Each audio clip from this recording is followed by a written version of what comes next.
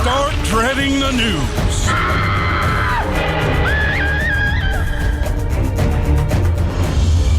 Let's get straight into it. The big news everyone's talking about. We have some breaking news to report to you. Fox News anchor Bill O'Reilly will not be returning to the O'Reilly Factor. Parent company 20th Century Fox says it came to the decision after a review of the allegations of sexual harassment and verbal abuse coming by the host. Of course, he settled a lot of lawsuits. No word yet what will happen to his show, The O'Reilly Factor. One would assume the name changes. We assumed that they'll change the name of the show, but we also assumed that Fox would have fired O'Reilly after the third time he was accused of sexual harassment. So you never know. And now, here at The Daily Show, we want to give O'Reilly the send-off that he deserves. Because, let's be honest, he's not going to get it on Fox, that's for sure. You know, those guys are probably going to pretend nothing is wrong. Just be like, no news to report here. Everything is fine. Back to you, Megan. I mean Greta. I mean Gretchen. I mean Bill. I mean, who's left? So let's give Bill his proper due. Because you may not know this, but Bill O'Reilly was the biggest figure in the history of cable news. At one point, no one even came close because they were afraid that he might sexually harass them. His primetime show was the top cable news show for 16 years, with as many as 4 million viewers a night.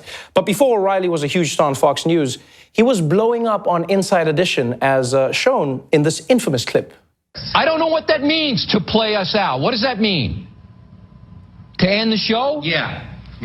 That's tomorrow, and that is it for us today. And we will leave you with a... I can't do it. Okay. We'll do it live. Okay. No. We'll do it live. F it.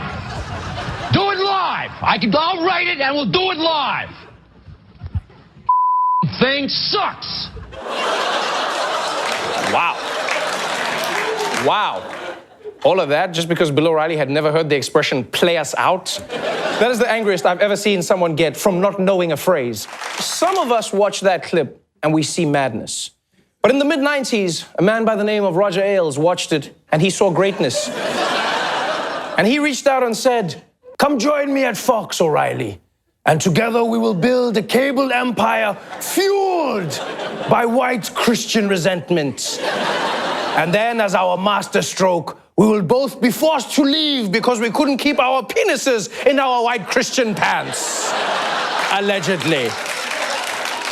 Bill O'Reilly talked about a lot of issues over 20 years. But it's important tonight to remember that he had a special place in his heart for black people. Prison.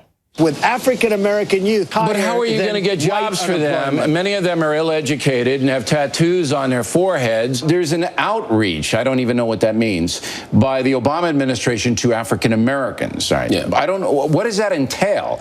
Are they going to be on Soul Train? Slaves did participate in the construction of the White House. Slaves that worked there were well-fed and had decent lodgings provided by the government. Let's say you're a cocaine dealer, and you kind of look like one a little bit.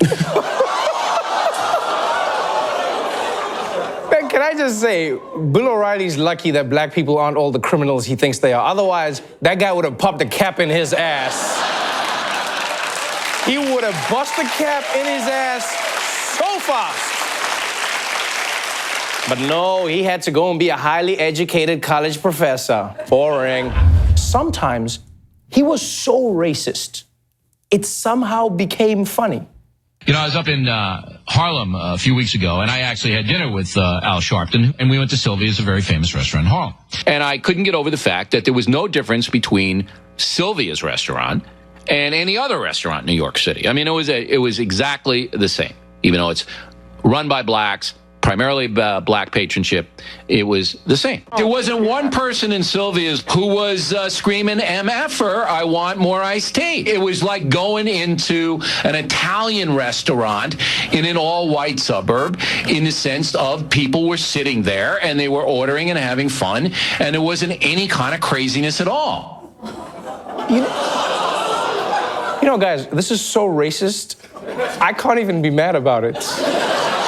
Because you realize in Bill O'Reilly's mind, going to a black restaurant was basically going to be like walking into the middle of the Rodney King riots. Like he thought people wouldn't be ordering food, they just loot the kitchen and run out with their order.